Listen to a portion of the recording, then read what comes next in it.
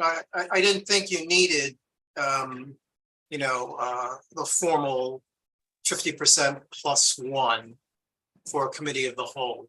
Jim, what's your recollection? Well, it turns out, I love the phrase. Actually, I don't like the phrase. That was then, this is now.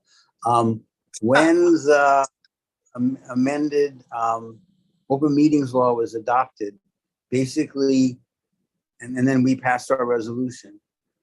We had two choices. We could have purely in-person meetings, which we chose not to do, or we could opt for hybrid meetings.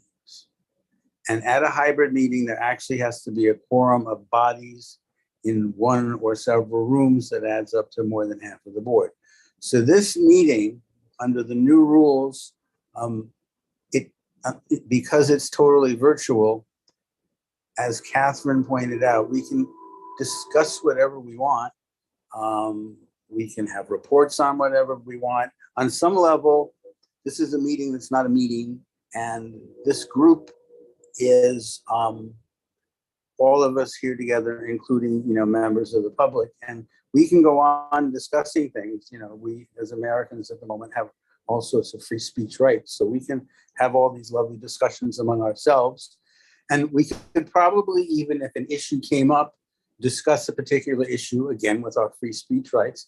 And we could probably even, and I ran this sort of loosely by the council of the borough president, an excellent individual named Tommy Vest, and she did not react to anything I was saying. So I think, I've been hitting the nail on the head. We could even poll ourselves as to what we thought about whatever the hell it is, but we couldn't vote as a community board.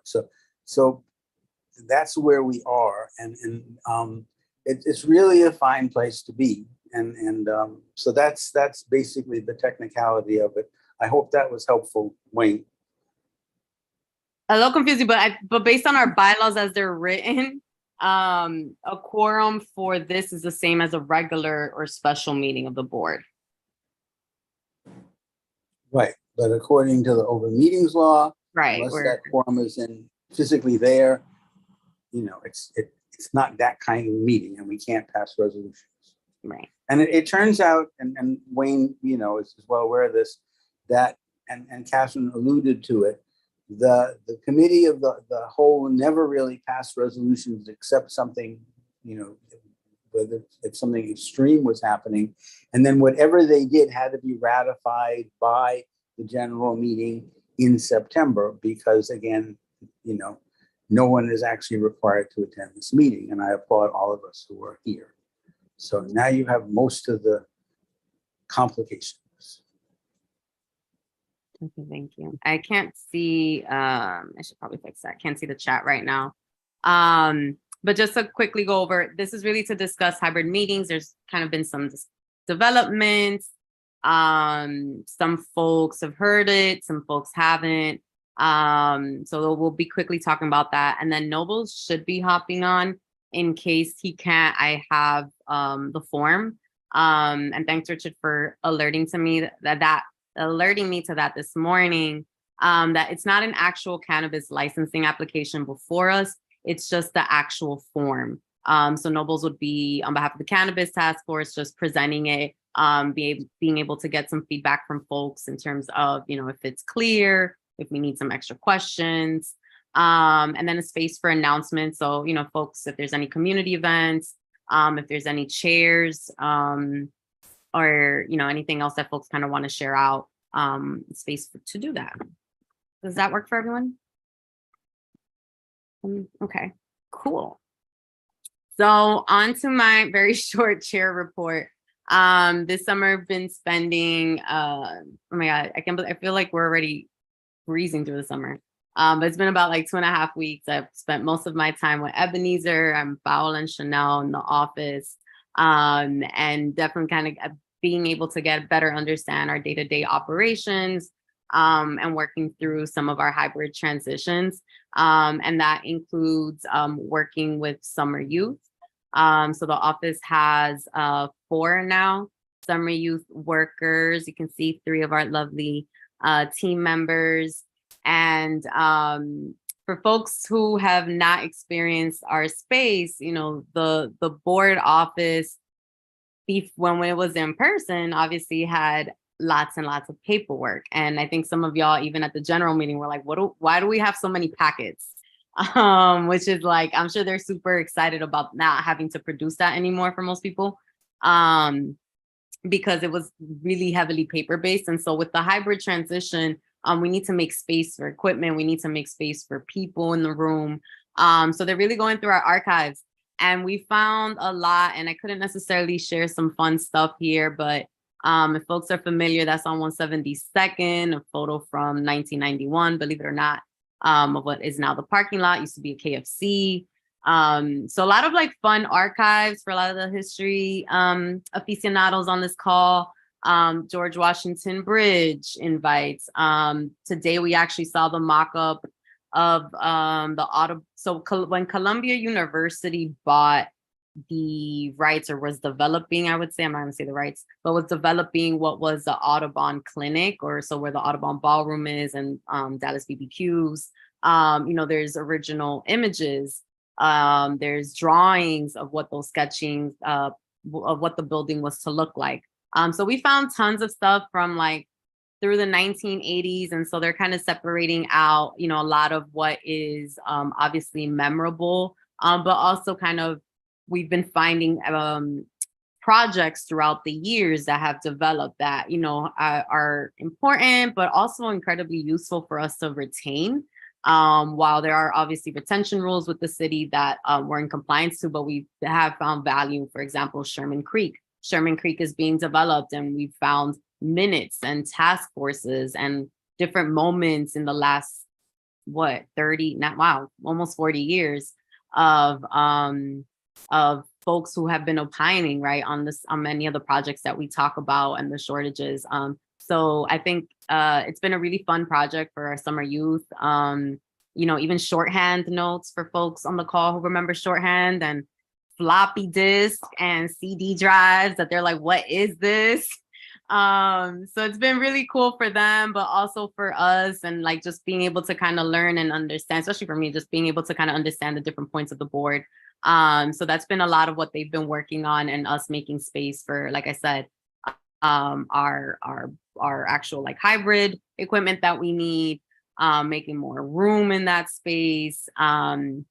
And then of course, being able to kind of digitize and have materials that are for New York City archives. Richard. A question to you or Ebenezer or anyone who wants to answer this. Are you seeing stuff that's exhibition quality stuff? Not yet. I don't think so, Ebenezer, right? Like it's mostly a lot of minutes and copies upon copies of the same minutes. I think really these images, the picture here, are kind of like the oldest original photographs that we probably had. I haven't seen anything from like the 70s, but we still haven't gone deep yet. Like we were going through files that we assumed were to like 2000, and then things from the 80s popped up. So, but we're definitely separating, Paola and Chanel and everybody has been really on top of like, wait, this is really interesting. Let's kind of hold on to that. And then of course, like images or artwork. I think that's worthwhile. If I remember people's resumes and CVs, there's a museum board member on this call tonight who, maybe there's someone who could help evaluate that a little further. I'll let that person speak up if they want to. And if not, then I'm out of line. Yeah, that'd be great. Feel free, you can swing by and like check out some of what we have, and like especially in whatever we might want to keep, and if we either want to frame something or store it, kind of best practices to store some of these like older documents for sure. And Richard, I was gonna say Jim Berlin's not here, so you were not out of line, but there he is. Oh, they actually found papers with my name as chair, so they're not beautiful, but of course these are ancient artifacts, possibly of probably of no value whatsoever, but yeah. Yeah, no, I saw Jim chairs, and I saw Wayne today, actually, Wayne, a fax copy of your application to be on Community Board 12. It's a lot of fun stuff, a lot of funny stuff, but it's definitely overwhelming and really like a long-term project. I think we definitely underestimate a little bit how much there is in the office. But you know, slowly but surely getting there. So I would say, yeah, so a lot of that kind of like coordination for the space has been happening. And then in addition, reaching out to some of the city agencies that have not necessarily been as proactive on the board, right? That we haven't necessarily seen them in a long time, or that, you know, I have our newer offices. So for example, the mayor's office has a ton of offices.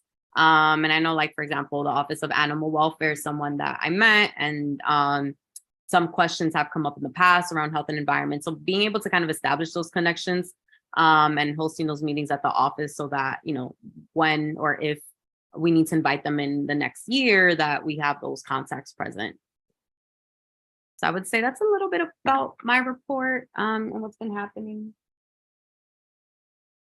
And then I think I'll pass it off to Ebenezer, who has a lot more to say. Thank you, Madam Chair. Always a pleasure to be here as your district manager. I give you a report. Very quickly, I want to give you a little summary of what we have been doing during this time that we are not in regular sessions. So first, we attend the pool season opening, grand opening on June 28 at Highbridge Pool. It was a very fun event. A lot of children, teenagers from the neighborhood attend, and they jump into the water along with the Board of President, Mark Levine, and the Parks Committee, the Parks Chair, and also one of the our own district, not this board member, Liz Reader, also jumped in the water that day. It was very fun. It was a nice weather for that event, and we attend that. We also attend the mayor's town hall in the district that happened in the same week. And we have been dealing with several issues that we receive from the community. One of the issues that we received several complaints is the improper turn on 157th Street and Edward Morgan Place. Before we went out on Iaitus, I received a complaint on the same, almost the same location, 157th Street and Broadway.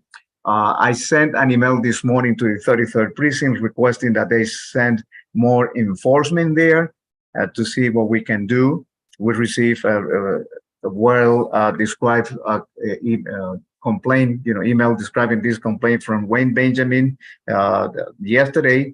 And we use that complaint to forward our request to the 33rd Precinct.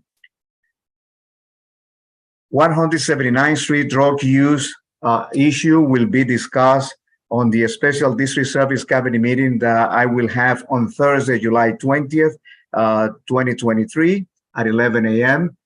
We have several issues regarding drugs use and drugs matter that we want to discuss in that matter, in that district service cabinet meeting. I was a witness 2 weeks ago of a young man under the effect of overdose at the entrance of the A train on St. Nicholas Avenue and 179th Street. It took 10 police officers to restrain him from not hitting himself. He was hitting his head on the ground and cutting himself all over, and 10 police officers have to come, and they spend like 10 minutes trying to handcuff him, waiting for the ambulance to take it. So we're going to discuss this matter as well, the homeless issue in the district. If you have any special requests or you have any special matter that you would like to that I discuss on Thursday, don't hesitate to send me an email or call me tomorrow at the office. More than happy to address this matter in the District Service Cabinet meeting. New York City DOT is installing loading only and car share signs in the district. And the local residents, they don't hesitate to reacting and complain, calling the office about the reduction of parking and getting a parking violation as well. There was a very particular case on West 180th Street last week between Fort Washington and Broadway, where New York City DOT installed mistakenly conflicting street cleaning regulation, conflicting with the actual street cleaning there, and people in that area got violation. They called the office. I was able to inspect the location and see the conflicting area. You know, the regular day for cleaning day was on Tuesday around 11:30, and DOT put another sign in the same block saying that the street cleaning regulation was on Thursday between 9:30 and 11:30. Thank God the matter was resolved very quickly, and we're trying to help the local resident that received parking violation to beat those parking violation. And we are working in the impress fund report, the final end of the year report. All this, you know, it take a little while because you need to receive the bank statement from June 30th, and it take a few weeks after the June 30th for us to get it. So we finally got it. We are preparing that, and this statement, this report is due by the end of this week.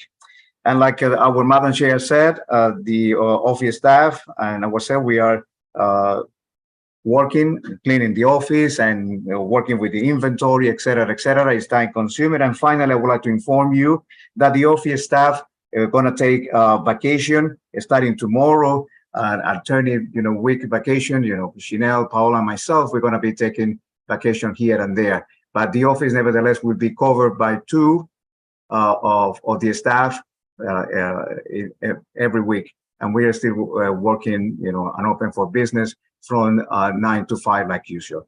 Thank you very much. This is the end of my report. Okay, any questions for Ebenezer? Go ahead, Danny, and then Tracy. No, I just wanted to say that I was also at the Highbridge opening. That was really fun. That ice cream was Yes, fun. it was, but you didn't jump to the water. Oh, yes, I did. Yes, I did. Oh, I didn't see you. I'm sorry. That I will make a part of my report as well. I'm sorry, I didn't see you. Go ahead, Tracy, and then Anthony Radia. What was the name of the meeting that you hold on Thursday about various community concerns? What was just that title of that meeting again? Sorry. Thank you. The regular title of this meeting is District Service Cabinet Meeting. It happens the third Thursday of the month. I usually don't have it in July or August, but because for this event, I call it a special District Service Cabinet Meeting because I only be discussing one or two items. Go ahead, Anthony. Could you repeat what the complaint was about regarding the 157th Street and Edward Morgan Place intersection? Is it the crosswalk there that people are complaining about, or is it car traffic, or both? It's both. It's both. I received another complaint from vehicles going north, try to make the left turn to Edward Morgan Place. And that is a problem with the signals. I addressed or tried to address that issue last month. But right now, the other complaint that I've received several complaints about it is cars on West 157 going west. They make the right turn from the left lane on 157th Street, and driving into pedestrian, having the right of way. And then you have two vehicles turning right from 157 onto Edward Morgan at the same time, putting the pedestrian in danger over there. So I try to address this matter, fresh out, and also bring DOT on the side and have a site visit if it's necessary. Actually, sorry, and one thing I forgot to mention earlier too is I think it was last week already. I met with the neighborhood block association nearby, I think 157, 156, I forget what exactly it covers on Riverside. And there were, I think that was one of the intersections that came up. There was another as well. Sean Abreu was also present. So one, I do think that we're going to be hearing more in the fall and next year through traffic and transportation from some of, not just DOT, because I know one of the intersections has a traffic study, but definitely from folks who live in the area. So, definitely if you live in that area, it's going to be something we're going to keep hearing more developments from. I think, oh yeah, it was Verdia. Okay, Verdia put her hand down, and then Wayne. Yeah, thanks. Just to elaborate on what Ebenezer said in response to Anthony's question, there are 2 lanes of traffic in that little block between Broadway and Edward Morgan Place. The right lane is to make a right turn only, and the left lane is to go straight only.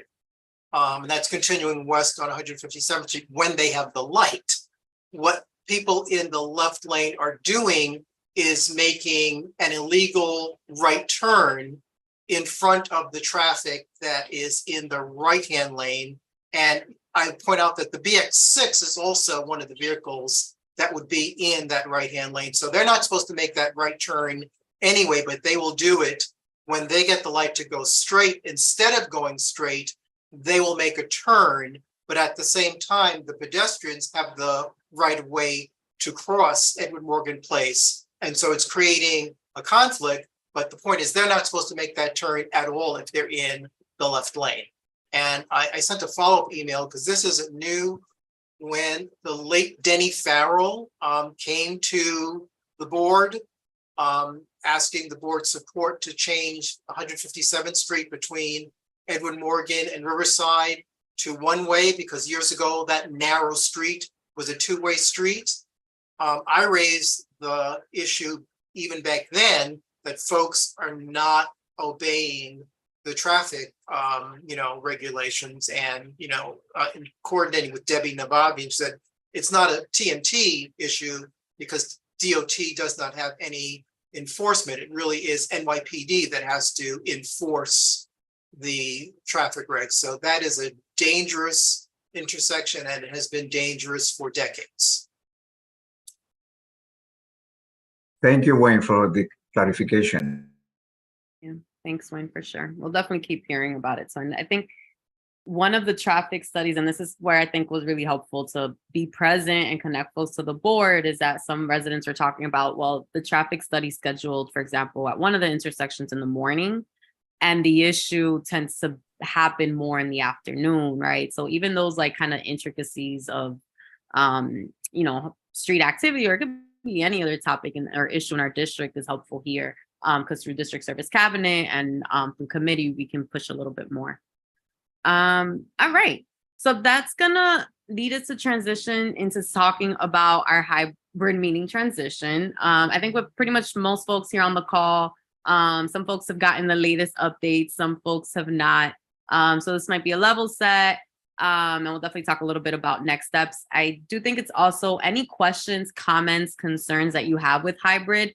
Some I've already heard, but if there's any like specific questions, please shoot them my way. This Thursday, I'll be at Borough Board in person. So I can bring that, and I know all of the fellow chairs also have that concern. So as most folks know, in June, right before our general meeting, the executive order was not renewed, meaning that we would now, we were always in compliance with open meeting law, but now, there was no special exemption for us to stay 100% on Zoom, right? So as of June 20th, we are 100% hybrid, right? Our board voted unanimously to have hybrid or in person. Those are the only two options we were given and are still being given, right? We're either hybrid or we're 100% in person. And obviously, not only because of the flexibility that the world has learned, but also the participation, right, of public, of people in the community, of city agencies. It just makes it so much easier to have, institutions also participate via Zoom versus coming in person, right? Or even like elected representatives that have to cover multiple community boards. So I just kind of wanted to give the quick basics here. So, really what this means for folks who don't know, right? It's that all of our committee meetings, hearings, and general meetings will have both in-person and Zoom participation, right? We fortunately decided to pilot our general meetings in May and June. So it really gave us kind of some insight of the depths that it's going to take and the amount of work it takes.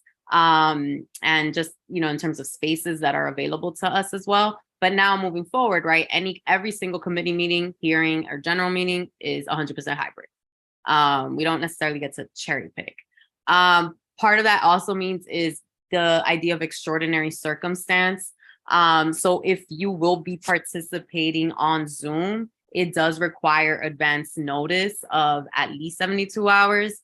And the reason for participation must be disclosed, right? It doesn't necessarily mean, I need a full page of like, this is everything that happened. It's just, the list, the reasons are the allowable reasons or what extraordinary circumstance is included in our FAQs, and will also be on our website. And essentially, right, that means that you're in a caregiving role, if you're ill, if there are reasons that allow you, we have what are called excused absences, and many of those reasons actually do fall under extraordinary circumstance. But let's say if you're sick and if you feel well enough to participate on Zoom, great. If not, that's fine. It's still an excused absence. Something that's really, really important, and this is based on our current bylaws, is that working is not an excuse to participate in Zoom as is, right? If let's say you work, I don't know, let's just say at a last minute, you're like, okay, I have to stay at work, right? I was supposed to get out at 5, now I have to stay at 7. That is an extraordinary circumstance, right? But if generally you work late or you have a late shift, that's not considered an extraordinary circumstance. And it's also not, according to our bylaws, considered as they currently stand, an excused absence. As far as employment goes, the only excused absence is if you're traveling for work at this point. Might that be revised down the road? I don't know. We'll see what happens. But at this time, it's really important. So like, if you know that you tend to work late on certain days, or that might be an issue, definitely take a look at those committee assignments, and take stock more or less of, what your schedule and level of commitment can be on the board. That's super important. And what I mean by disclosed also, we're not putting necessarily people's business out, and saying that if you're sick because I have this, that's obviously not being shared. What does have to be shared both in the minutes and verbally announced, as I did in the last meeting, is, I have to list all the names and that they are participating in their private homes for extraordinary circumstances. So just be aware that those two things have to happen. And so why it's really important that, up until, unless it's like the hour before the meeting and something happened, that those things are communicated in advance to both committee chairs, to the office, and to myself. So that way we were able to communicate that well and be in compliance. And then the last thing, in terms of the basics, and I know we've kind of spoken about it a lot, but this is an opportunity to kind of unpack that, is the in-person quorum. So in order for the resolutions to be proposed, voted on, or business to be discussed, right, an in-person quorum is required. Otherwise, what we'll call meeting business cannot be conducted. So let's say like here tonight, right? We don't necessarily have the 27 that we require in order to draft a resolution, vote on it, and ratify it in the fall.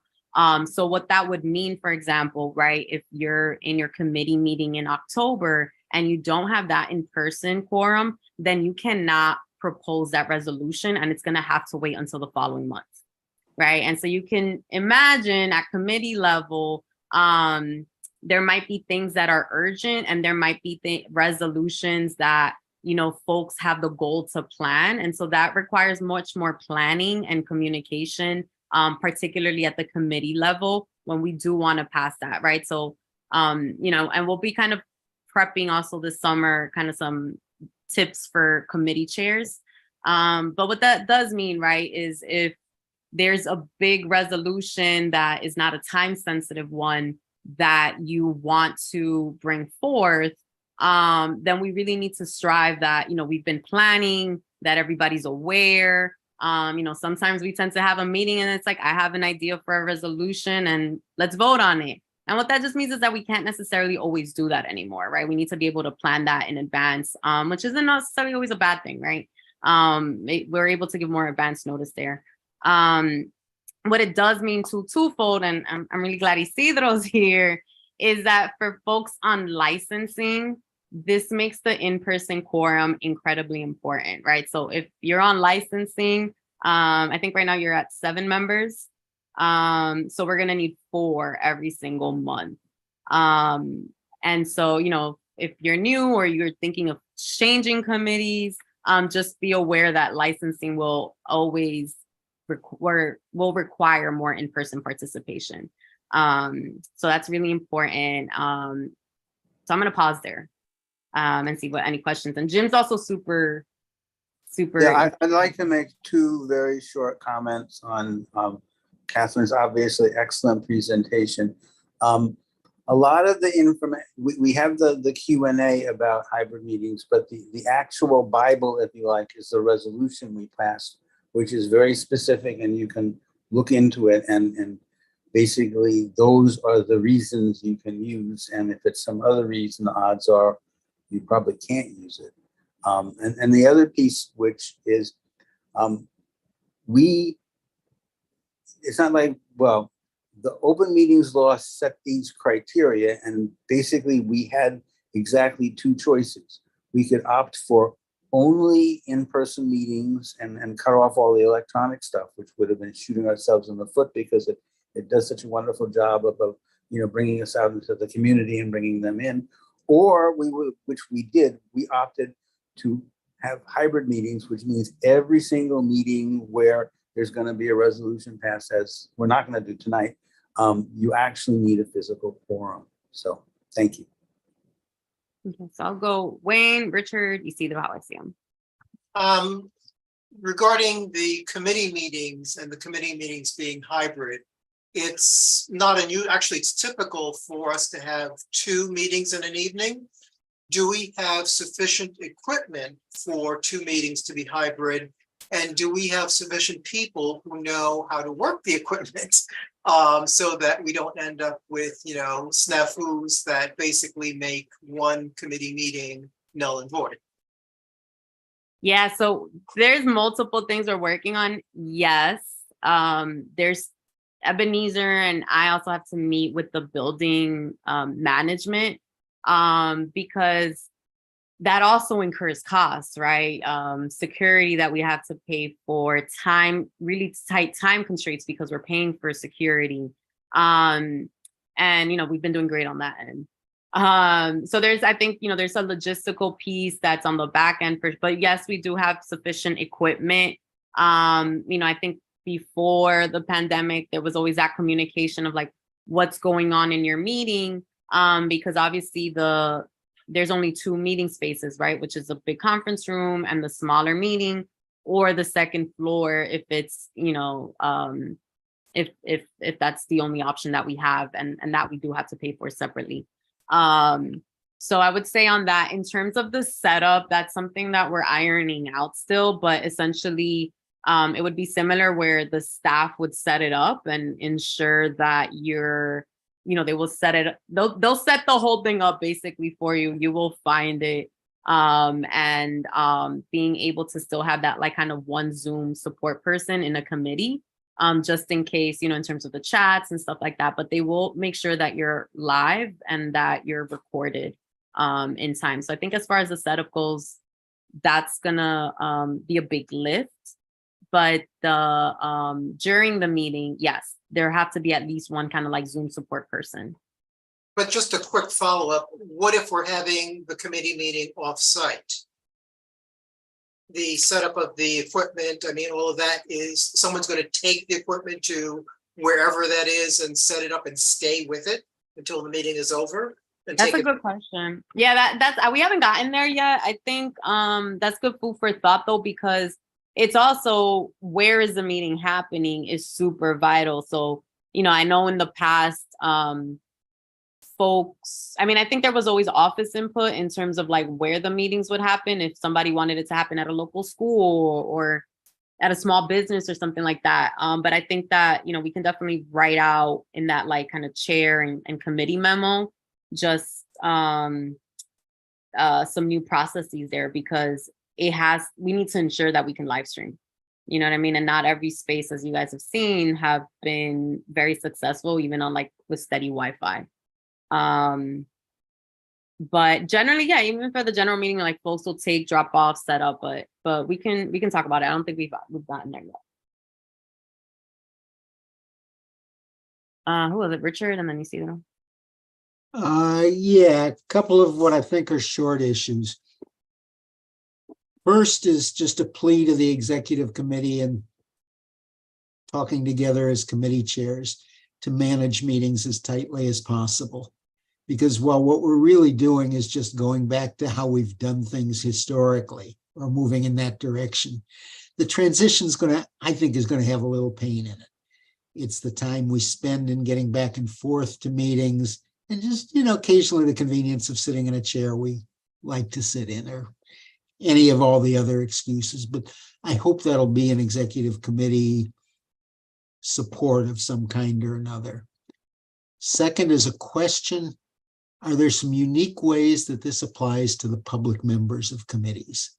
I'm on the Aging Committee, which has a significant number of public members, and there are public members a number of other places. That's one question, and then I'll have a follow-up question, one other question briefly in a minute.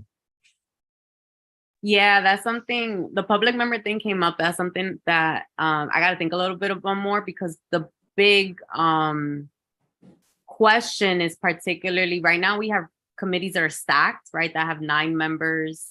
I don't think anybody has more than 9 members. And there are committees that are really small.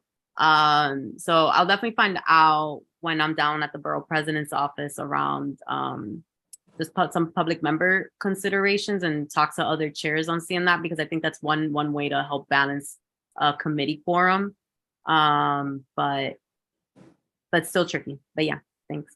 And the final question there, I'm a member, not with a title, of the Aging Committee, but I know there was a memo or something from the Aging Committee essentially saying, could we be treated differently? And that both came from our seniorness and from the fact that it's a daytime meeting when travel is a little more difficult. Is there likely to be any response on that? No. Well, if I could comment on that. Go ahead.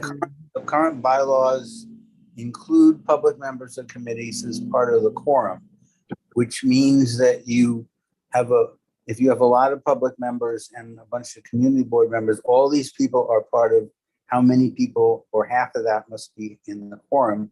So the problem, of course, is it might be harder to get a quorum. Now, there's sort of one way to avoid this, and you know, just came off the top of my head, is do these people actually have to be public members? Because it, at this point in time, comes at a cost of making it difficult to be a quorum. If they're not public members and just members of the public, but participate as they always have, then the size of the quorum goes down. So, and then of course, you know, the issue, and like Catherine said, she will discuss it with the other clever people at the borough board. You know, I suppose, yes, this would involve bylaws change, but of course we're in the process of doing that. But you could create a class of people, you know, that might have some exemptions, but that's a door we may not want to open, because the same, and again, it may be a door that we do want to open, because the same sort of exemption we might want to then have applied to people with physical disabilities who find the traveling to the meeting, board members, for example, particularly odious. But that's probably already covered in the various criteria for attending a meeting remotely. But these are, you know, very significant issues, and I'm glad that Richard brought them up. Mm-hmm. Isidro? I do now have a question for Jim. Would that affect the license committee? Because we never counted public members as being part of the quorum. Because we will have 20 different applicants and they can be considered members of the public. So No, that, no. There's a difference between members of the public and public members. Public members are individuals who are not members of the community board who have been appointed by the chair to be a public member of the committee. It's a very special thing. I recall that. Right. So members of the public, they can in fact, according to the current rules, entirely attend remotely. There's no requirement. Your committee may have a requirement they show up. That's another story. Okay, thank you, Jim. Sure. So, Catherine, on your borough meetings, in dealing with the open laws issues and transition, was there a push to have committee meetings being virtual? Because I know, at least for the aging committee and licensing, it might be a little bit difficult for members to come in now that we take into account the public safety is a big concern for our residents. And usually the license committee stays really, really late. And the second question that I have for you is, usually for September is our busiest month because we will become out of some of the hiatus. Would the conference or the board staff members at the office, would they be getting or having everything ready for this transition hybrid meeting for September? Because I know that the conference room that we have, if we having like extra equipment now, might be a little bit small.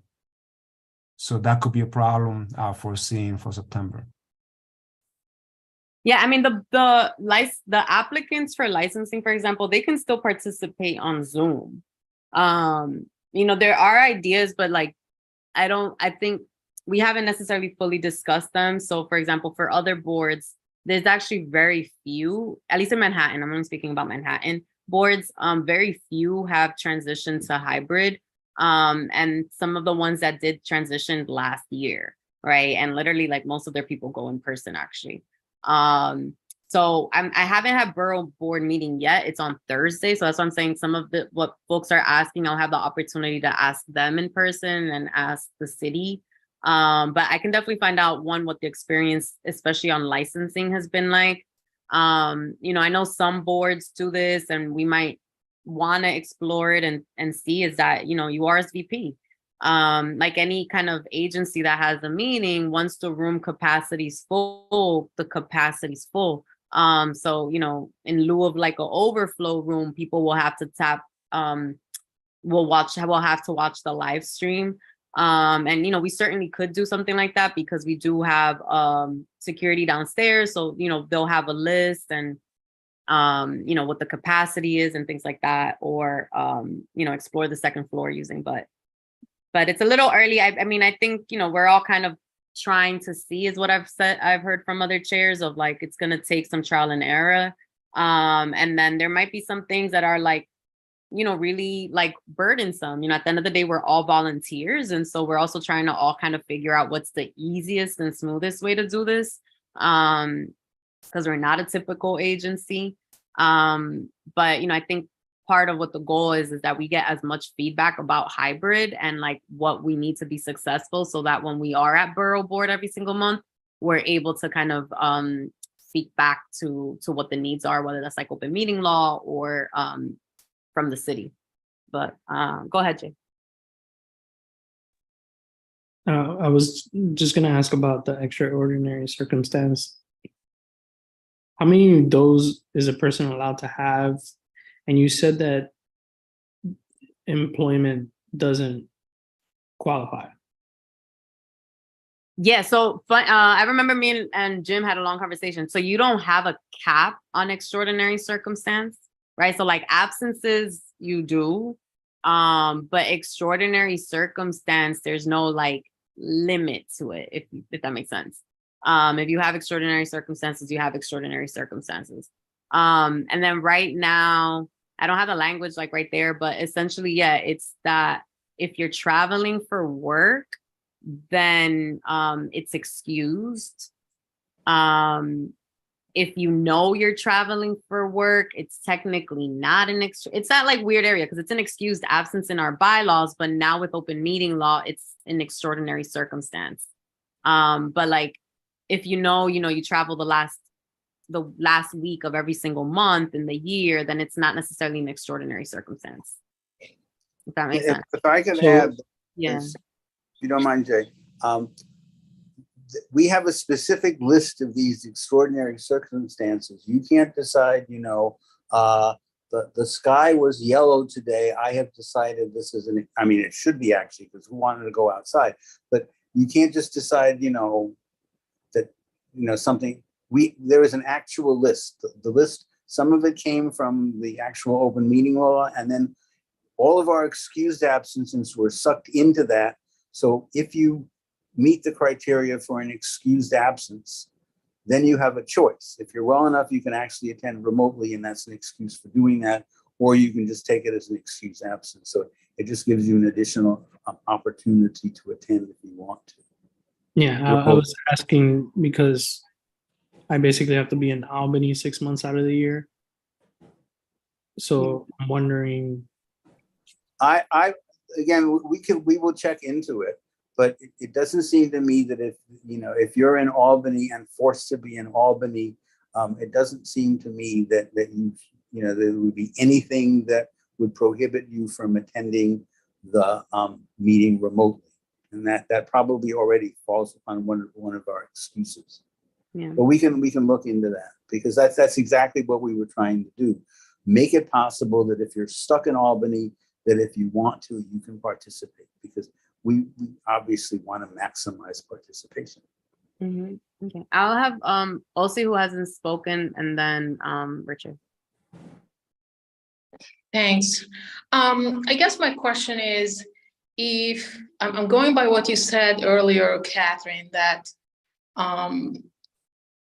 more people can participate even though they are not physically at the meeting, because they can do it from home if they're sick or whatever the reason is. So I wonder if what we're doing is actually limiting participation by not allowing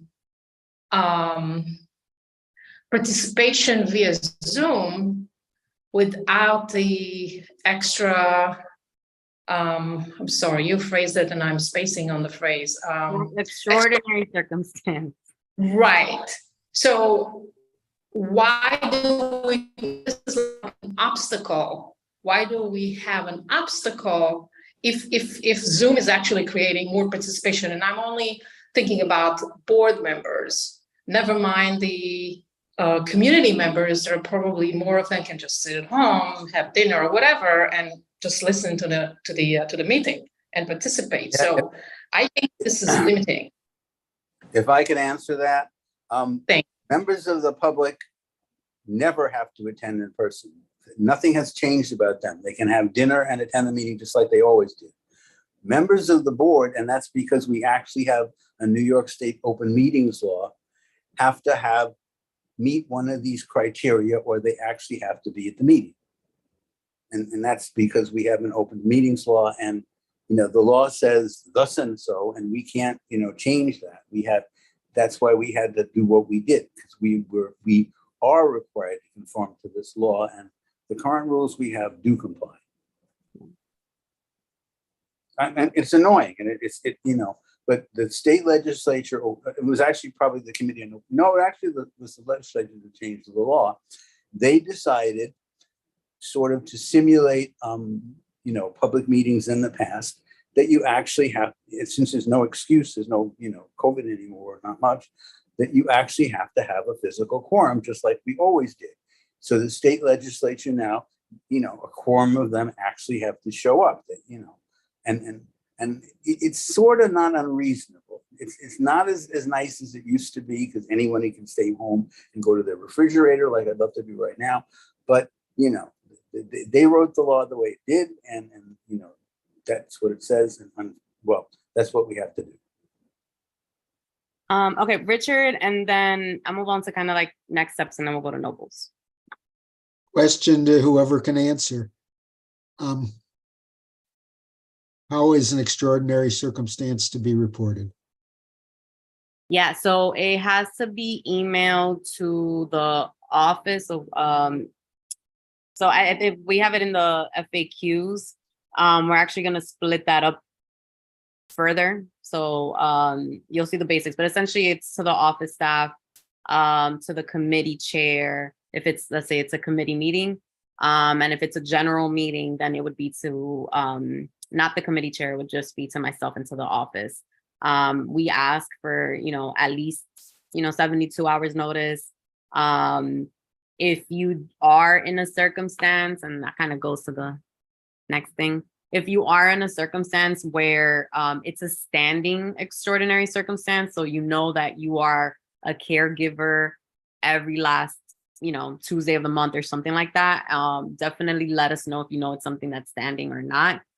Really what we're trying to understand is like to the depths of the impact on the business of a committee, right? So if, and that's really where I'm kind of at this summer, and we'll be continuing to reach out to folks, is those committee assignments. So obviously all of our new members are still pending committee assignments, but also for folks who maybe want a change, or who are now, with considering hybrid, need to change their committee because it conflicts the time or the day of the month.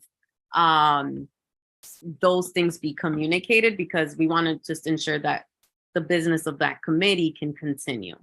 So yeah, so it's just either an email or text in that way.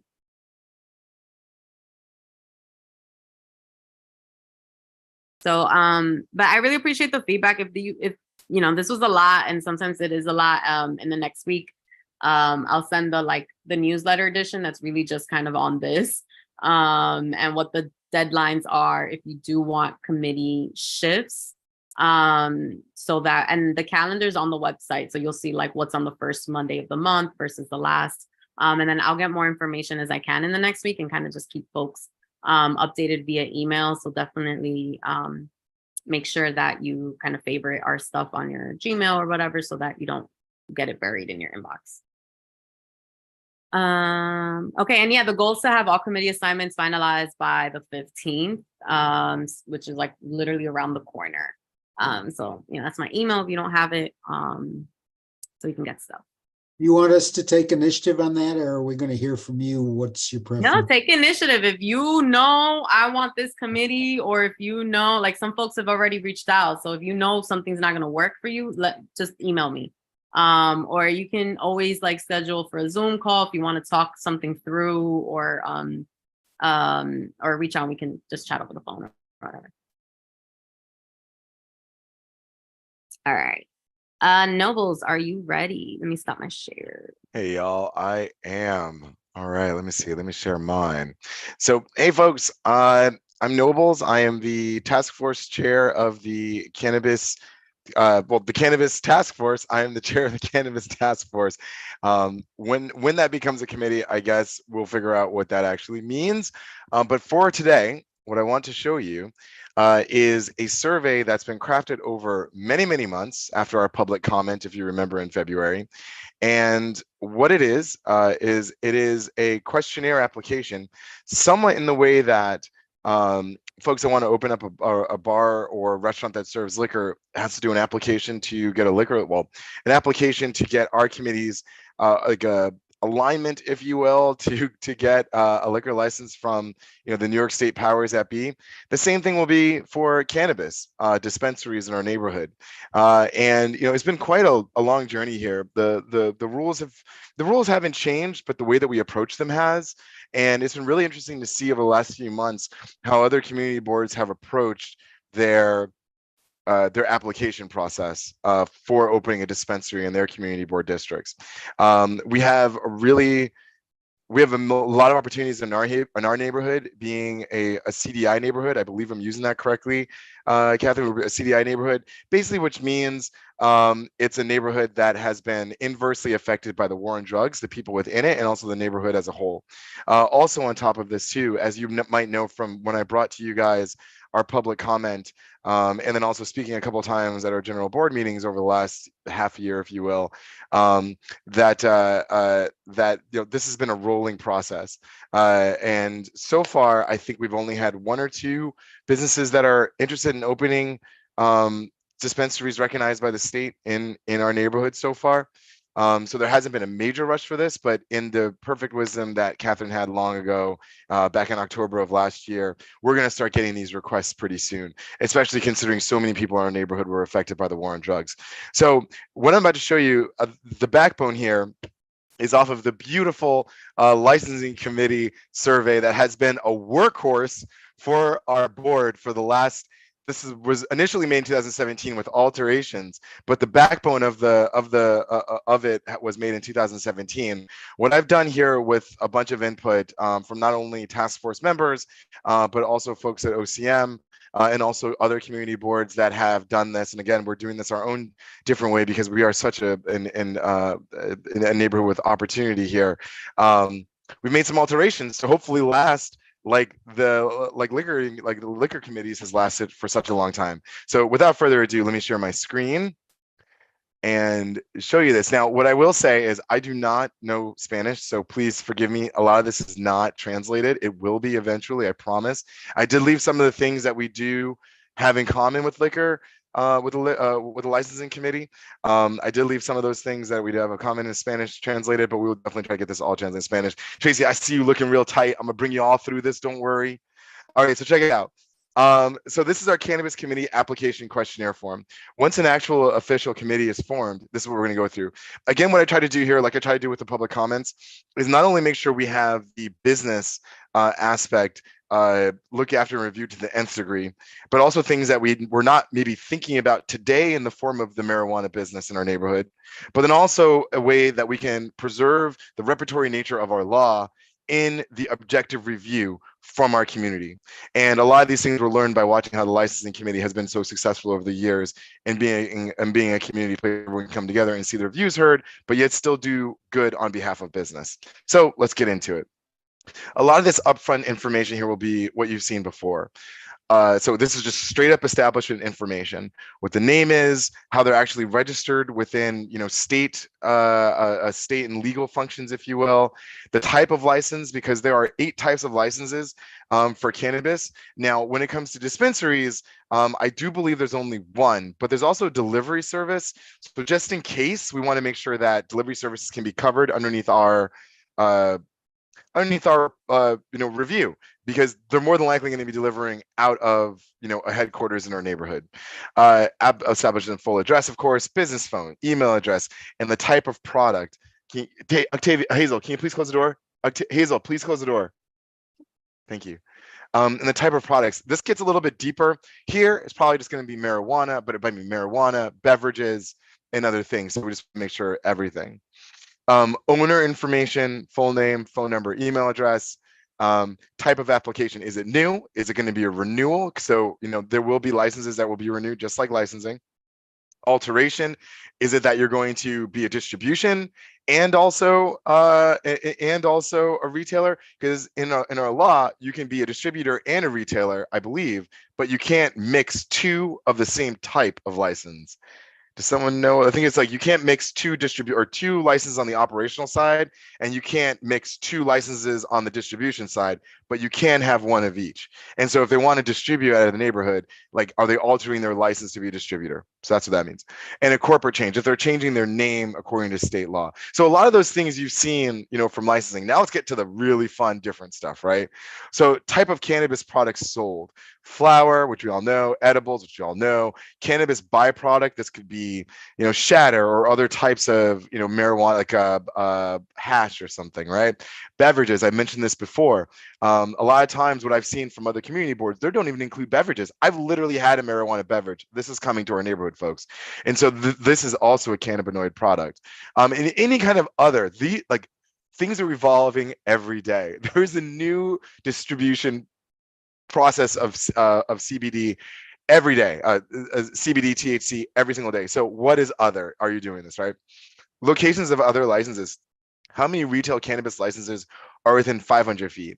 We felt this was pretty fair. As you'll see later on, it's a bit different when it comes to houses of worship and schools, but when it comes to other dispensaries, we want to make sure there's not like an oversaturation neighborhood like we saw like in the early 80s with liquor stores, in disenfranchised parts of town. This would be a really good defense for us to make sure that doesn't actually happen. Are you planning on having smoking on the premises? This is obviously a big piece here when it comes to neighbors, and then what their ventilation system looks like, which is a further question that you'll see. If yes, on premises smoking, please describe the location setting and how many residences are within 100 feet. How many folks will be affected from the smoking? And this is why there's further question about ventilation as we get into this. Is this premises within 200 feet of any school or place of worship? This seems to be the standard when it comes to other community boards in marijuana. So I use that. Of course, we can decide to revise this later if we feel like it. But I think 200 feet is a very generous amount, especially considering what, we were speaking with some of the folks from the aging committee previously. Mary Anderson was on the task force. She definitely let her feelings be known early on. We felt that 200 was a good consensus. Is this premises within 100 feet of any other cannabis dispensary? So this part's pretty interesting. So cannabis dispensary, as I said, could take many different forms. This will be something that might need a little bit more description as more places come to our neighborhood. But definitely want to have that. So how many retail cannabis? So dispensary versus retailer, maybe we can be a little bit better with the wording here. Actually, let me make this red so I remind myself. And let's do this. Because sometimes in the future, you might have a cafe, and then you also might have a dispensary. And so I can make that wording a little bit more clear. Okay.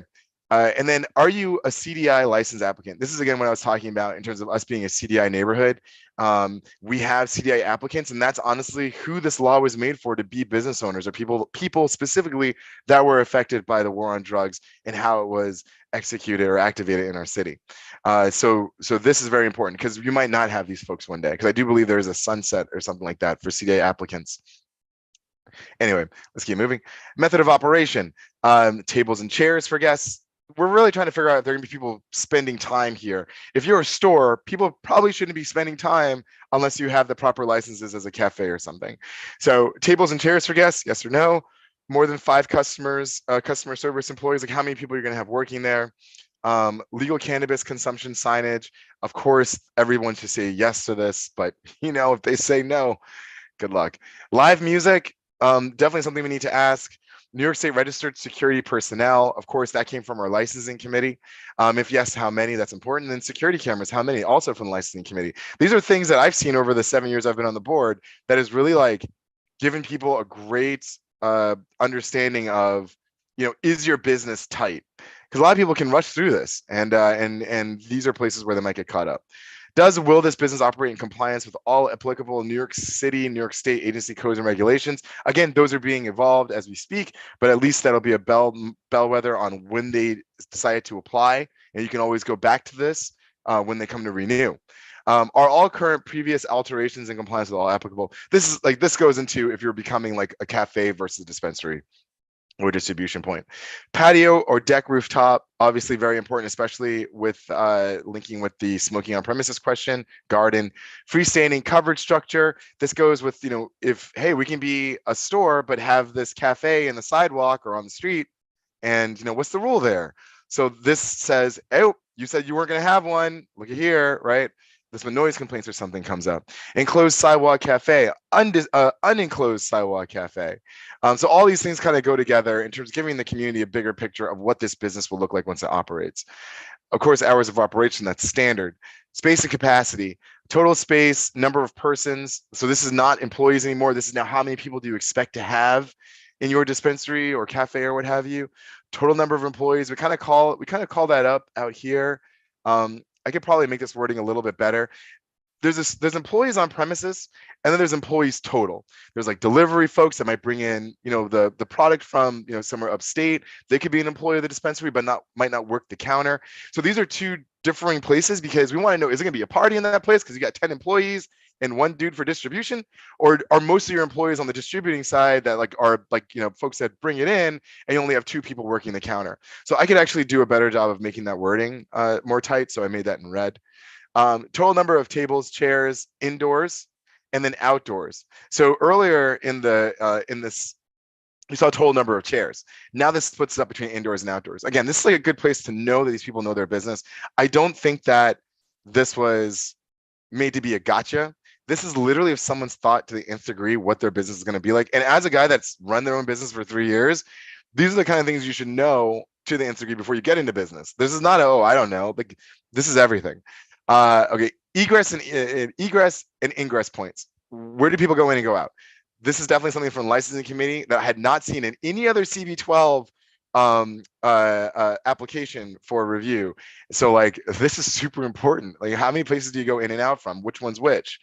What is your organization's company mission statement? This is new and different from licensing committees. I saw this in CB2s or CB9s. I think it was CB9s actually. In CB9's application form, where, you know, again, we're trying to protect the repertory nature of this law in everything we do, especially when it comes to community review. And a person, especially a CDI applicant, should have a mission for their business. First of all, as any CEO, you need to have a mission for your business. But especially as someone that wants to give back to the neighborhood that was inversely affected by the war on drugs. So this needed to be in there, point blank. How will your business be of a benefit to the surrounding communities? This is a little bit deeper. It's like, are you going to be employing from the community, like marketing, working the counter, whatever the case may be? How is the community benefiting from you being here? For renewal, this is only for renewal, how many OCM violations has this establishment previously been charged with? Again, like going back to, it's a dispensary, right? Or a retail dispensary, but they have an outdoor area on the street. And, you know, there's noise complaints or something like that. Is that a part of the dispensary, or is that just folks hanging out? So, you know, these are places that for people for renewal, we can start to see, you know, what their business process has been like. Are there any pending OCM charges against this establishment? This is kind of standard wording, like with licensing, you know, with the SLA. Are there any pending license charges? So I think we all know that one. And how many DEP noise complaints? Again, this goes back to, you know, are people hanging out for this new kinds of establishment? Folks, this is just the first pass. This is just the first pass. This is a very highly complex law, especially when it comes to how it's interpreted in our community with all the history and also all the diversity in our city of all different types. So we as a community board, it's up to us to evolve this over time. But at least I hope I started you off on the right foundation. And again, I always give props to Isidro here and the work he's done on the licensing committee over time. He set the blueprint. I'm following in his steps as a mentor, really, when it comes to the creation of this. So I wouldn't be here without his work over time with this. So I always have to give him props. So with all that, let me take some questions. Jay, I see you. You were first. I think that Zoom does it in order, so I'm happy to do it in order. But let me know if I'm incorrect. I've been presenting. Go for it, my man. Just a question on the 200 feet rule. If you can. Yeah, let me scroll down for you. This one within the school or place of worship? So the law that was passed is 500 feet of any school and 200 feet from. That was the law, but not necessarily the community board's view of it. Because we have, it's not a law, like we have our own review of it. This came up. The only reason I'm cutting you off, and not to cut you off, my man, but this came up a couple times when I was showing this to some folks. Even though there's the law, we don't make the law. We only make the review for the community. And in making of this is what I heard from the community, at least the representatives of the community on the community board. And so, yes, if they say no, we're not, like if they say like, you know, no, we're not within, wait, you said 200, wait, you said 500, sorry? Yeah, 500. You said 500, and then we're saying 200, correct? I think it's right. It's the opposite. Isidro, correct me if I'm wrong. Do you guys play the legal limit of how close you got to be?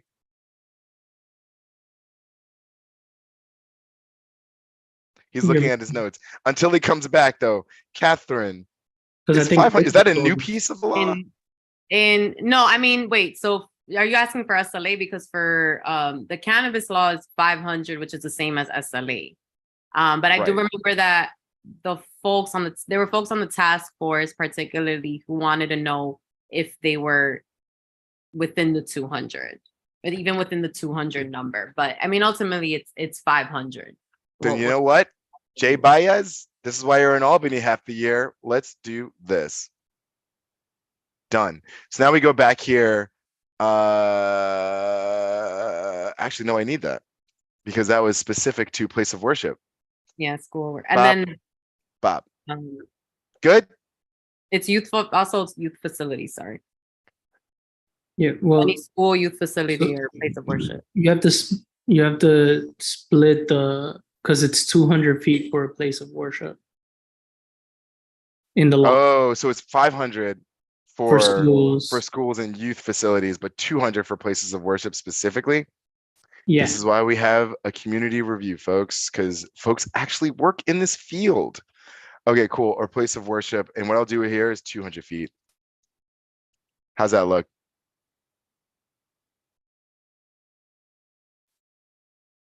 And of course, the Spanish translation will go in when it gets there. Good? Yeah. My man, thank you for that recommendation, Jay. I appreciate it. Tracy, Hi, 3 quick things. please. The first thing is down where there's like about CDI applicants. Yes, let me see. Yep, right here. My suggestion would be something along the lines of how many other cannabis licenses do you have or is listed? Oh, wonderful. The reason why that is that there's lots of people impacted, but it prevents the conglomerates from sort of coming in. You know, if they have 12 other licenses. Dude, I love this. Versus- Technically, I think they're only allowed to have 2, but Well, but even still, here's this is the hustle. perfect. Here's the hustle, and it goes to my other suggestion, Hit me. which is, do they have to put a personal name in addition to an LLC? The reason being is I could start a company 162nd Street LLC, and under that, I only have 1 license. But then I could start a different company, 163rd Street LLC, and under that, I only have 1 license. And that is That's a really win, interesting. right? Yeah. Versus, and the bigger umbrella corporation actually owns all of them. You see where I'm at? It sounds like Junior back in the day. Right. Like, dude, Where I've been here for long enough to know. So which Yeah. is why, you know, in terms of like how, or maybe a better question is how many does your corporation or affiliates, how many licenses do they have, right? Because then it really distinguishes, is it an outsider that already is taken hold of the market or a smaller business, and just as a consideration for us. Again, so the first part was how many other licenses do you have? And my second thing was about, do they have to put an individual name in addition to an LLC or owner name? Right? It's So like, you what need is the your owner name? name And again, here step. And the business name up Right, here. but again, that could be my LLC name versus who I really am. Like when somebody has to sue an individual, you get the, you know. So does this cover it? Do you, your affiliates, partners, or associated corporations hold any other cannabis license? I think. And so up here, I feel like Right. that would be able to catch it maybe. Yeah, that but would I'm be able certainly to open catch it. That might address it. And then again, going towards your bottom part of, again, towards CDI applicant, but also in connection with the area we're talking about, you know, how are you going to benefit our community? Maybe a question along the line is, what specific connection do you have to Community Board 12? Ooh, that's interesting. I don't know if Do that's they need appropriate. one? No, they don't, but it would speak to someone is that, and I remember I'm new here, so I don't know if that's allowed or what, but right. But Wayne is shaking his head. No, you can't ask that question in the application. So maybe I'm going too far, but it does speak to, you know, when we had that other meeting recently about, you know, 40% of the food businesses had to be local businesses. Sure. I don't, there's some sort of controlling factor here. Those are my foods for thought. I'll take my answers offline. Thank you. Yeah, no problem. And I think that can be addressed probably in review during the committee meeting. If they ask, like, you know, do you, you could probably, people would know too, someone that's coming in front with the business, if they're connected or not, or not connected necessarily, but if they've been in front of the board before. Let me keep that in the back of the head for right now, because I'm not sure about that one, but the other two already in here from a draft perspective, excellent suggestions. Thank you, Tracy. Mr. Allman. Sir. Not out of order, ever. What's up, my man? I have two comments, one maybe a little Please. smaller, one a little larger. On the egress and ingress, asking for addresses of all exits and entrances.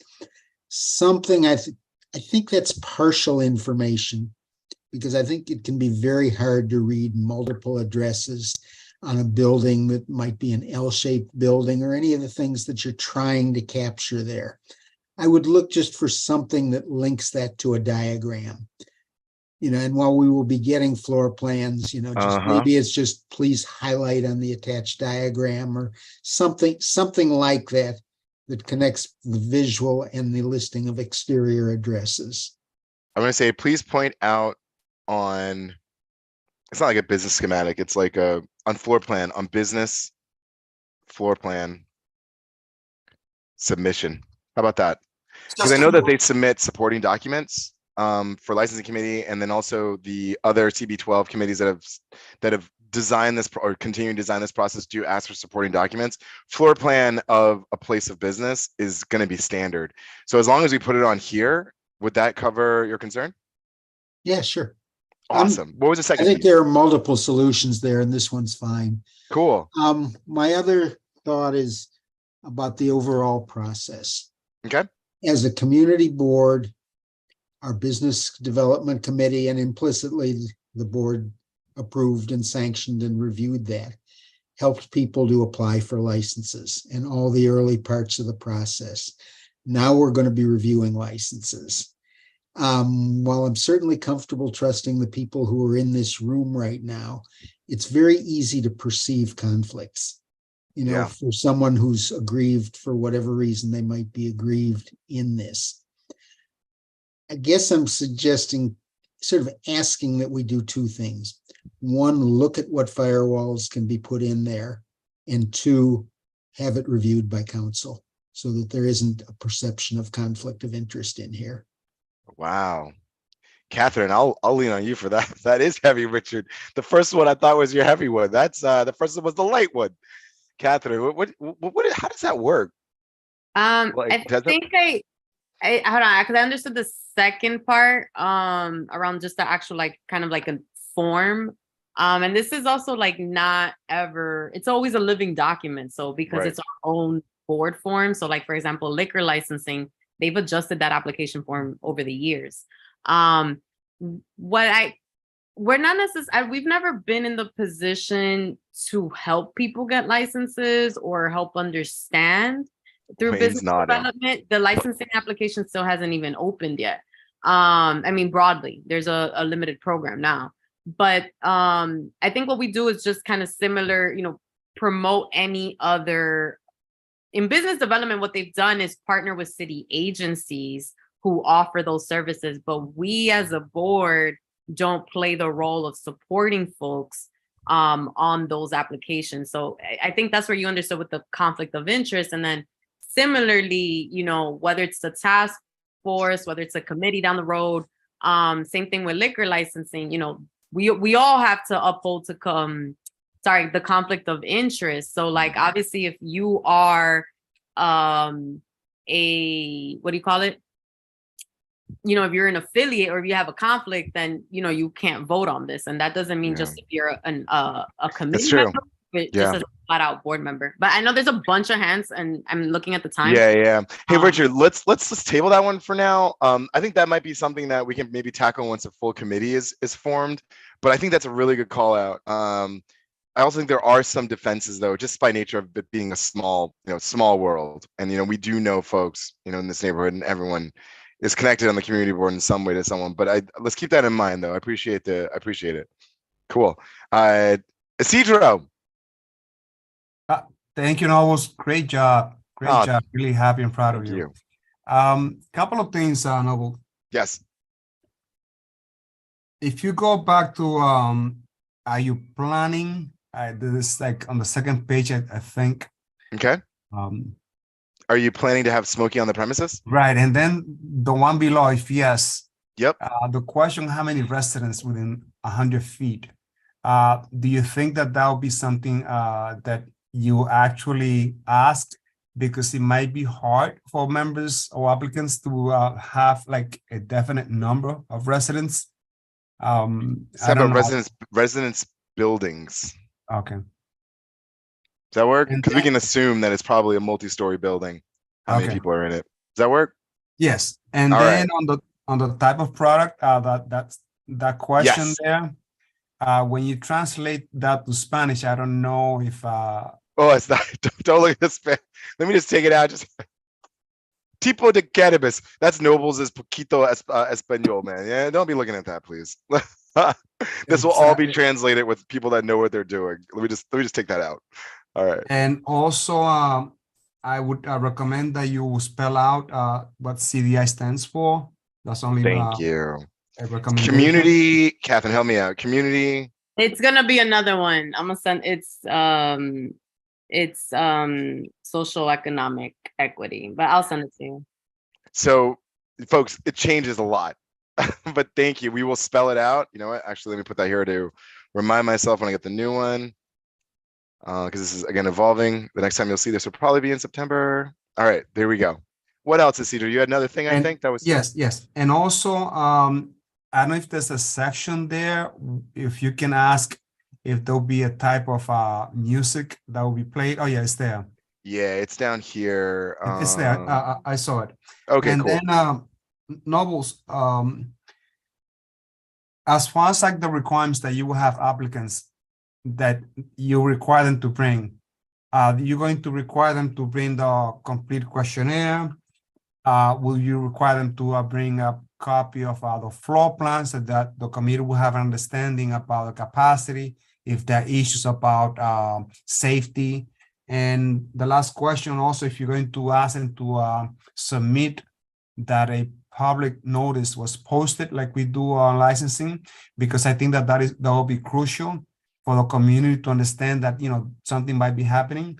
And, you know, it's a way for the community to know about specific issues or licenses that are going to come to the community board so they can raise their concerns and or support. And finally, Nobles, I recommend that perhaps you review what's going on in Harlem with the dispensary that has been requested. I know it has created some issues, so maybe that can help you understanding about possible problems and or concerns that also can come, I'm sorry, to our community board here. And that's just my 2 cents and contribution. Thank you.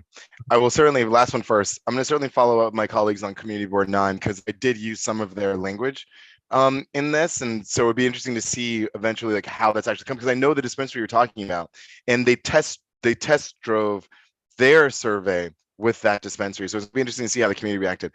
Now, the previous statement that that you had made about the supporting documents, I will say yes to all those for sure. That is also, those are things that CB9 also asked for. But also I'm going to ask for, is there an incorporation license? Like what did they actually license as with this, with the country? Because as an LLC or a corporation or whatever the case may be, going back to what Tracy was talking about, you know, you can write down whatever you want to in the survey. You can maybe try to bullshit the state, but with the money, you know, follow the money. That's going to be with the federal. So I'm going to ask for that when they submit as well. I think that might get in front of any kind of shenanigans, if you will, with, you know, this survey at least.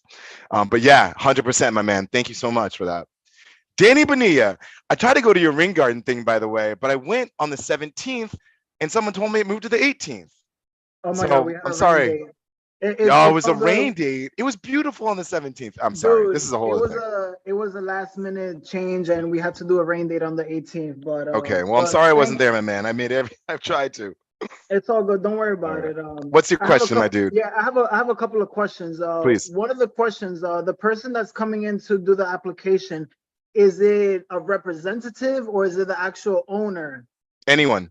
As long, because look, I mean, if I was CDI and I was blessed enough to have the resources to get a lawyer, I would send a lawyer because I got way too many things on my mind.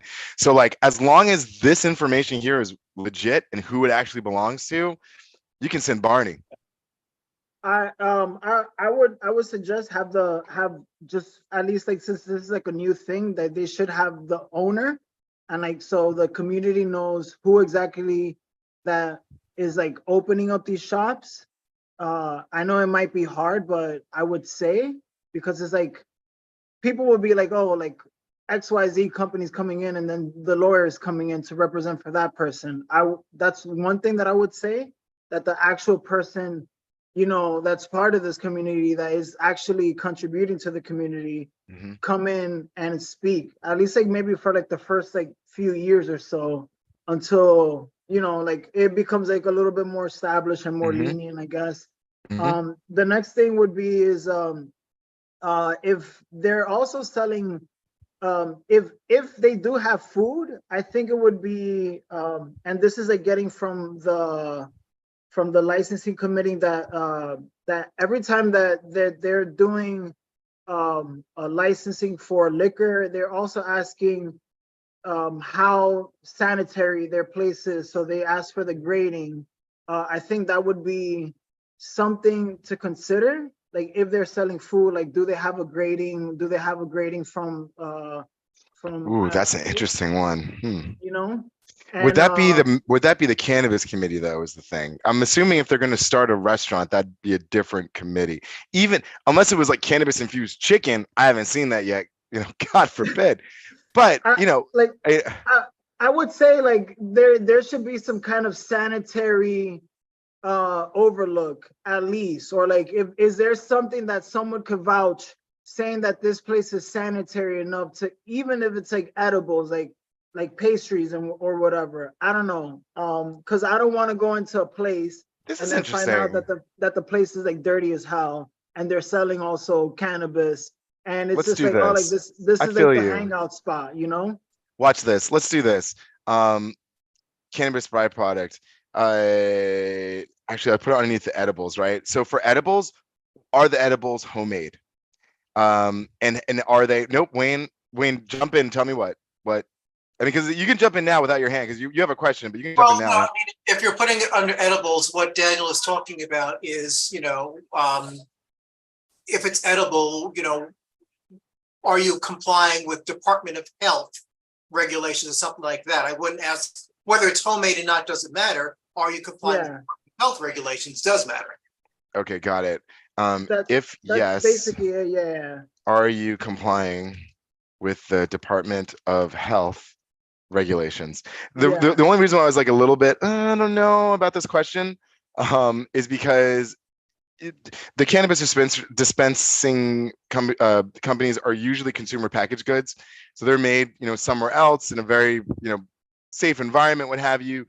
People aren't usually in dispensaries making their own, but there is a possibility they could. Yeah, so I do want to add that. It's a very good point, Daniel. There's gonna be a moment that there's gonna be like, they're gonna look like hangout spots, and you're gonna see them. And then it's gonna be like, oh my God, like we vouch for this, and like this place looks like a hangout spot. Like this is crazy. I mean, imagine when the carrot cake for marijuana edibles comes around. What are we gonna do then? So, dude, 100%. I hear exactly what you're saying. Yeah. Add it in there. I'll find a way to wordsmith it. But and I guess like my last question is, and this is also taking from just like sitting at one of the licensing committees. Will you guys also have recommendation from the 34th precinct, or from any kind of precinct? Because if we're gonna try to do this safe, like we would want our neighborhood to also be safe. And like, is there any recommendations that they have as far as like, has there been any shootings? Has there been any crimes? Has there been any robberies at this place or anything like that? Has the person that applied for the application, have they had any prior felonies? You know? Ooh, I wouldn't. Let's not go in there, because if they're a CDI applicant, more than likely yes. But but having a review by the precinct is important. So let me find a way to incorporate that. Not felonies as like drug charges, but like outside of drug charges, where it's just like, has this person been arrested for gun trafficking or something like that? Like, I don't know. It's a little bit different here, because that's a question you have to answer like when you're applying for other like when you're actually applying for businesses, for licenses. You got to do that with people that actually are like can look it up and verify. For us, that's not. Look, I hear what you're saying. it's completely warranted. I do think, has your business been reviewed by the 33rd or 34th is good. I think we should bring that language in here. Yeah, at But in least terms of what's your that personal part. background, I'm a little bit trepidatious on that one, my man. Yeah, I think at least for the most part, we could start off with like, has this business been reviewed by? Yeah, let's start with that. And are they in good faith with, with them at least, I feel that would be a follow-up question offline for the committee. But but Yeah. has it been reviewed? Yes or no is objective. So like let's keep it like that. But awesome. I'll thank you for those input, guys. I love Yeah. all this input. And I want to say too that this document that you have is well written, and I'm glad that we're all in here reviewing it. I appreciate it. Thank you so much, my man. Tanisha, what up? What up, Noble? Okay, I want Hey. to first thank you for doing all of this labor. I really appreciate it. Second of all, I want us to be careful because I just fought along with a lot of other advocates from Community Not Cages to get the clean slate bill passed, which actually gives formerly incarcerated people seals their records. As we know, formerly incarcerated people, when they come home, they cannot get jobs and they cannot get apartments because of their records. So that's a slippery slope in asking those type of questions. Especially when these licenses and the way that it's open is supposed to be catering to people that were criminalized for marijuana. So as a community board, I want to be sure that we don't do that. Absolutely. So I think that it is very disrespectful to ask someone their personal business and attach it to criminal history if they want to open a business with marijuana. I mean, yeah, and look, I mean, especially like from our position, I feel like we're not legal, we're here for the community and we're here to heal. So like a piece of that, but yeah, I hear you. Yes. Second of all, I heard you say something about asking them what do they want to give back to the community. Yep. Here's the thing for me.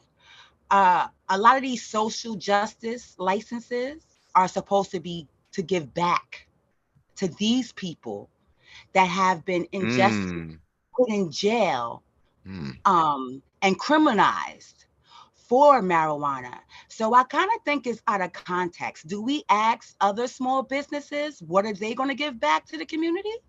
Because if we don't, then I don't think that we should ask it here. Let's ask, how will your business be a benefit to you as a business owner? Yes, and a person of the community and a person of the community. How can it give back to the community? I think that's a lot. Let's ask both. Because I mean, because as a piece of the community, it's a symbiotic relationship and not in a bad way. So it's like what's good for you is good for me. I think if we ask both, I think that gets to the heart of your feedback. Again, do we ask other businesses? Yeah, that's why I was gonna comment and give back to the community. If we don't ask other businesses, how are they going to give back to the community? I think it's on a context. I see what you're saying. Do you want me to answer this, Catherine? You want to go for it? You can go. Yeah, and I was gonna say, and you see those here too. So in all of our licensing, that's a question that we ask.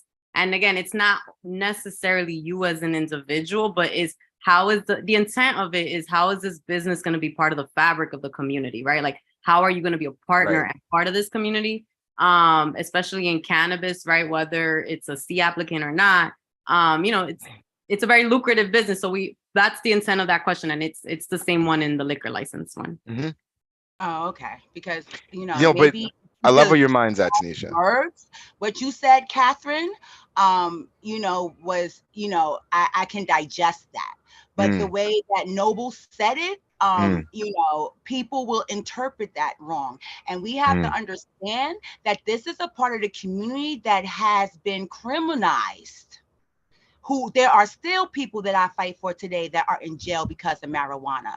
So I want us to be very intentional about how we word this, Noble, so that we don't offend people or, that already have been very harmed. I hope that makes sense. No, it makes beautiful sense. You know what, Tanisha, you're dead on straight. Words matter, especially with something as sensitive as this in our community. So for right now, what I did was I'm going to make this red because I'll update the wording. So even though we have it in licensing and in other parts of our community board business, we do have an opportunity here to evolve things. And so let me make that red. Let me wordsmith it a little bit better because you were 100% dead on there. And I also added, how does this business benefit, you as a business owner and a person of this community? Because you bring up a great point. Like, I went into business not just because I wanted to make money, but because I wanted to develop other skills. And I thought that there was a white space that people needed. And that was the benefit for me. I developed the skills I needed when I opened the companies. It's no longer anymore, of course, but I'm the corporate man now. But like, it did benefit me. I love that. I love that. So let's put that in there. Awesome. Mr. Benjamin, you best for last here, huh? Well, I'm sure other people will raise their hands. One specific comment on the form and then a number of observations as well. Hit me. There's a section where you're talking about enclosed and unenclosed sidewalk cafes, or whether they will have them. Yes. And to my knowledge, the Department of City Planning, in its infinite wisdom, has made any new enclosed sidewalk cafe illegal. We're going to delete that then. Well, I mean, you should check. I'm pretty certain that when CB12 commented on it, we said, and I believe, licensing committee and business development agreed that it should remain because it's a business decision whether, someone wants to do enclosed or unenclosed. But city planning just kind of said, well, we've decided that we want everything to be, unenclosed. So check that. And if that is what city planning has done, no need to ask it because then they'll be do something illegal. Yep. Sort of going back to a point that Tracy made and Richard Ullman touched upon tangentially as well. We need to be careful if we're talking about the connection to community board, which is us, versus the connection to the community district, meaning the connection to Washington Heights and Inwood. So if we're specifically asking them, what is their connection to us? That brings in, conflict of interest. So it's like, what's your connection to the community is really what we should be asking. And even there. To be clear, that's what I meant, Wayne. Thank you for. But I knew that's what you meant. We also need to be careful because we often talk about like the mom and pop stuff, like, apple pie and motherhood. But the reality is you can be connected to the community, but not necessarily be a positive connection to the community. And I recall going back a decade or so where, and it unfortunately was related to a public safety issue, there was an Inwood family that owned, and this also touches on what Tracy said, 200 bodegas through LLCs. And they were using those bodegas to, distribute stuff other than, cold cuts and soda. So when we look at, or when we were asking about, how are you connected to the community? What's the benefit to the community? I think we need to be careful how we phrase it and what kind of information we're trying to pull out of, the applicants.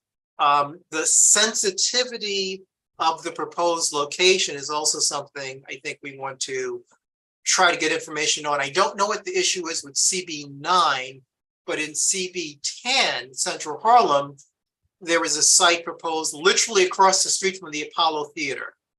And the community board and the council board then would say, you've got to be kidding. We're not against having it in Central Harlem, but why does it have to be in such a high profile location?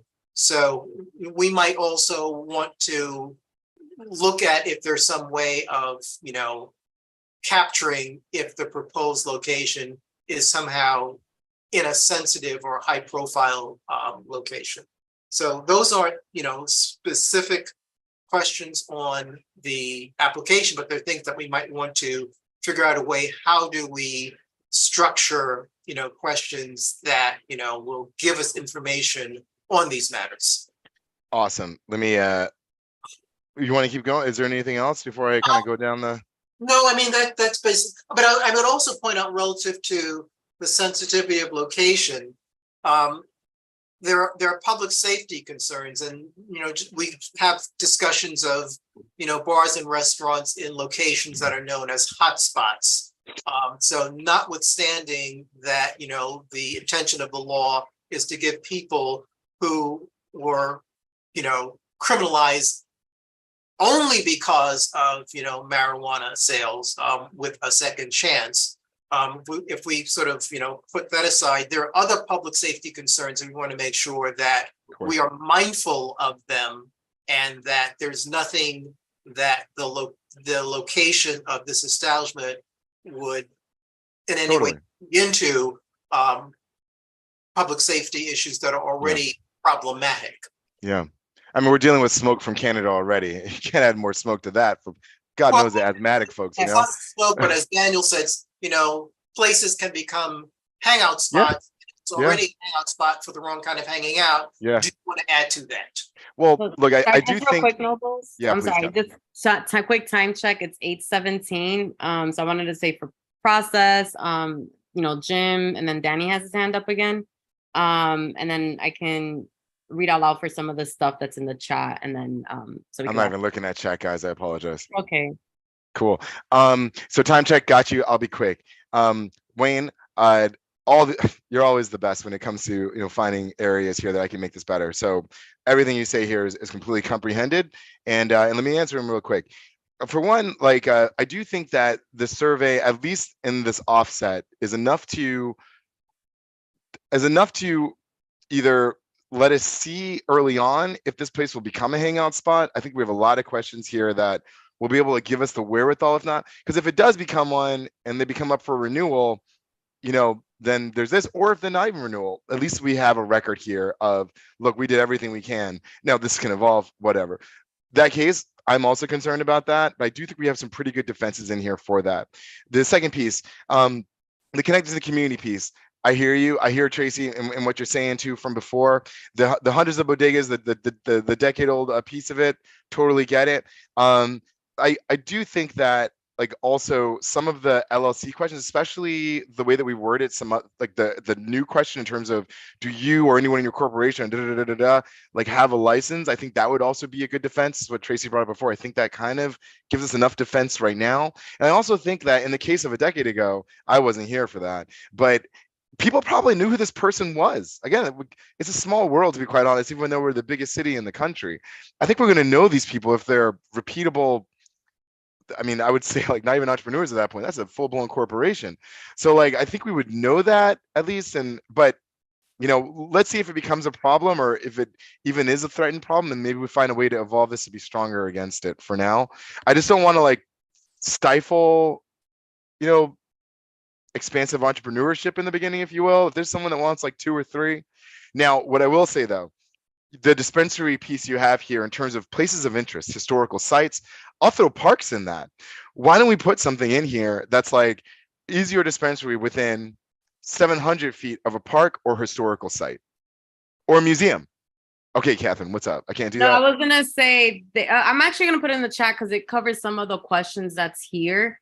Is that and a little bit different from SLA is there's guidance of what so when someone applies, they've prepped guidance for boards and local government of what is reviewed before it comes to the board. So, some of the questions around financial qualifications, questions on locations, all of that, and historical districts, or I think landmark buildings, are also noted in that list. I feel just to say that some of the stuff that's kind of there's multiple layers of review before the board gets it. And so those things would not necessarily be within our purview because it's already being reviewed. I'm still gonna add it though. Sorry. Historical sites, park, or museum. Because I think it's, even though they will, it doesn't mean that the future committee will read it. And so if they might read this because it's easy and it'll be digestible, they might not read the documents, at least maybe not everyone. So I think that having it on here might be a good look. I would use the term "or other sensitive site." So it could be a cemetery or something, yeah, or other sensitive sites. I mean, Okay, I'll put that in here. That's good to know. It could be and we can even just say a yes question, and we don't even have to say list them. It would be yes. Am I that's ever something to going bring to up. get called on? Well, I'm going to go to OC first because I don't think OC's asked a question. Have you asked a question, OC? OC hasn't asked a question. Let's go to OC first. So I'll see Jim, Danny, and then we really got to wrap up. All right. Yeah, Yeah. sounds good. I love it. Okay, so thank you so much that you looked into the licensing. That's the previous licensing committee application that Gerard and I kind of put together. It's nice Wow. to see it like back. I just don't think that we should ask question that the SLA does not have. SLA, I'm sorry, scratch the SLA. The state, whoever is the agency on the state OCM? level. I'm sorry? OCM, talking about the Cannabis OCM. Administration. Okay, Yeah. thank you. Yep. We cannot, we can ask, but we cannot make decision, and this is a tricky one, based on an answer to a question that the OCM does not require. I mean, we can ask whatever we want, right? But I just want you to be mindful that you're always going to have members of the board that will make decision that according to one answer that they didn't like. And if the OCM does not ask that, just be mindful of that. I mean, it's good for our general information, but be mindful of that. That could be a little tricky. So I think you should look at their application, unless you already looked at that, and everything I see here is what the OCM is asking. But I don't think that it just, I don't know how to describe, but you know what I'm saying? I do know what you're saying. Yeah. It didn't seem like it's fair in a way where it's Exactly. like, if they're already covered by OCM, what, gives us the right, no legal entity, just a community of their peers to go like further in on, something that they've already been basically looked at for by the state. That is a warranted question. My view of it, just in this process, is that, the folks in Albany aren't necessarily on the street with us smelling it. Now, look, I personally, I can say this now, am a cannabis ingester here and there. I dabble, I inhale, unlike Clinton. But at the same time, like the folks upstate, they're not here making decisions in Washington Heights. You're completely warranted in asking this. It is something that I feel the future chair of this committee should weigh the balance of. Now, if there's a way that we want to maybe split this between like OCM questions and community questions, that might be something we could do to actually do it in application. But I'm not sure we're really there yet. But I do think that you raise a great point. And let's see how this goes first. And then we can decide how we want to treat it from there, if that's cool. That's fair. Jim, thanks, OC. I have two comments. One of them has to do with the issue of conflict of interest in general. To begin with, we have truly, as Catherine has mentioned many times, we have truly excellent advice at our beck and call from the Conflict of Interest Board. Any one of us can just call up their person of the day and get all the answers we want. The other thing we have to keep in mind in conflict of interest is it has to do with you or your family members or someone like that earning money. And it's all about money. It doesn't matter if you know the guy. Now, great if point. He gives Jim. you, a ton of free cannabis every day because you know him. That's a different story. But so there's that. Now, the other piece of it, and I'm actually, and I will sort of concur with what Noble's mentioned. I have been using cannabis for many years. I think I'm a pretty good evidence that it's not particularly harmful to the brain. That's what I think. Anyway, but out of order. Literally offended by the fact that, for example, we cannot have this across from the Apollo. If I wanted to go to a concert at the Apollo, I would love to go across the street, get some stuff, get high, and then go to the concert. The thing we have to understand, and this is key, we now have laws that legalize the use of cannabis. You don't have to hide in the corner anymore. There is no need for you to be ashamed. And from my point of view, it can be across the street from the Apollo. In fact, that'd be damn convenient. So I think we have to get off of our collective high horse on this issue. Thank you. And or the soapbox. Thank you, Jim. I mean, that's what we're a community for, different points of view, but we make it work together. And I think that this survey won't discount that, but it's also just good to know for the people that are in the community. So yeah, Danny, what's up? And I think Danny was the last one, Richard, unless unless Yeah. El Capitan over Yeah, here. no, and let's- again, remember, this is an ongoing application. yeah. We got that another can shot in always be September. adjusted. I'll keep it quick, and hiding from the cops do suck. I have a question. And I know that most dispensaries, and I've seen dispensaries like out in Colorado, their storefronts are blacked out. Is that gonna be a case? That's not a in rule New here. York? That's not a rule here. So The document I put in the chat tells what the rules are for the storefronts and the signage. I gotta look at this chat. Okay, yeah, it was just a question, and I haven't, obviously I'm not gonna like read that whole thing in like 5 minutes, but I just wanted to know if it's like required for like the storefront to be all blacked out, or windows, or like a shade, or I don't know. That Yeah, was look it. into it. There's guidance for that. For us, we don't really need to get into that. But Okay, there's cool. I don't think that's the case. Cool. Thank you, Catherine. Thank you, Chair. Thank you, folks, for your input. Dude, fantastic input. Really appreciate it.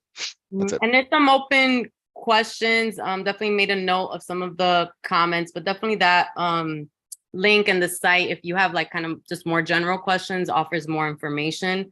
And yes, thanks, Jay. And one of the things to MBPO, I haven't spoken to them in a while, but they are supporting every single community board on this. So they're definitely, going to advise. They don't necessarily force us or anything, but they will advise on that.